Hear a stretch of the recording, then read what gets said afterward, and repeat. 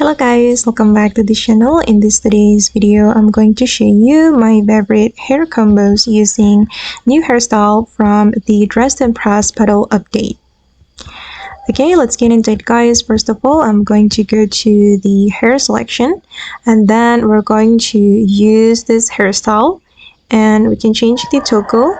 You can remove all the flowers and then make it back. Okay, and we're going to use this here as well and remove the bangs. All right, and the third hairstyle, the third hairstyle, you can use this one and also remove the bangs. Okay, now it's time to match the color.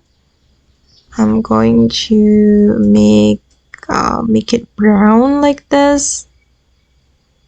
Okay, and then for this one as well, I'm just going to make it brown, and then the last one, make it brown. You can color it with the color that you like.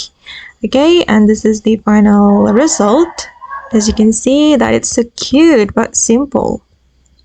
Okay guys, and that's all the tutorial for today. I hope this video will be useful for you. Thank you so much for watching and bye.